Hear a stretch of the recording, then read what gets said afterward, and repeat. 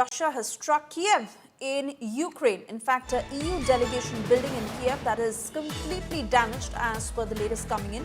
Ukraine has claimed that 10 people have lost their lives, 10 people who've been killed, 48 who've been injured in the latest Russian strike. Russian drone and missiles that were used to hit the EU delegation building. Rescue and relief operations that are underway at the moment, and education institutions, cars, offices that all stand damaged as a part of the strike. I'd like to have Olga Vorozbit, who's a journalist. She's joining us from Lviv. Olga, I want to thank you for joining and speaking to India Today this afternoon. First up, what is the situation post this strike? Kyiv, the whole services are still working because the rubbles are still need to be sorted, and the situation, it is so the services are still working there. It has been the biggest attack on Kyiv so far since the start of the full-scale invasion, with all sorts of missiles, drones, and other stuff. And yes, as you mentioned, the buildings of the EU delegation and also of the British consul were attacked.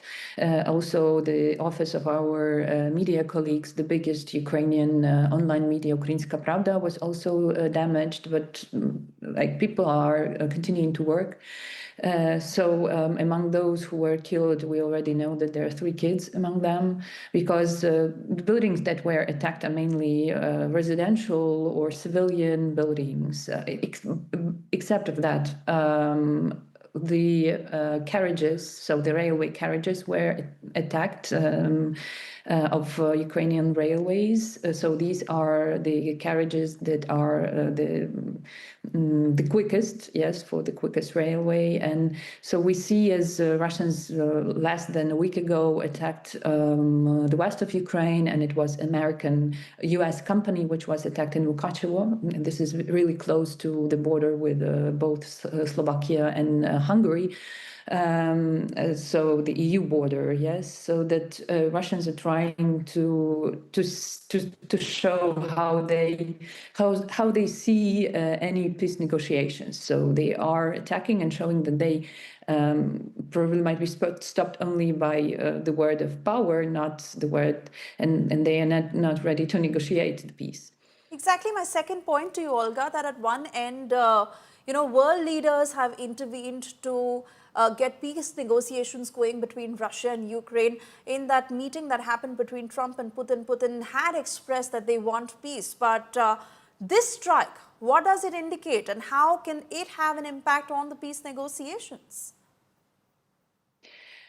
Well, I think they will be going on because the negotiations is something that goes on for a long time. But what we see is that we as Ukraine, as our partners in the West and in the world, we can't be toothless. So if you want to have peace, you can't be toothless. So we need more support and the EU must be supported with arms as well. Need to demilitarize itself so that not to be toothless. Because Russia as power, it can be stopped only by another power, and we've seen already that on the battlefield in Ukraine. Currently, Ukraine needs to become stronger so that to stop it, and it can stop it only with the partners. So I think the negotiations will go on, but the message from Russia is that it doesn't want peace at the moment, and it will accept peace only if it will be leveraged by power from our side, from Ukraine and from the side of its partners. And also, I think from the side of the global South,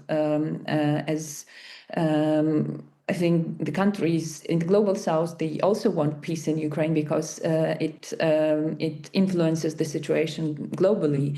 I think they also can talk and talk to Russia and leverage it somehow in that direction as well.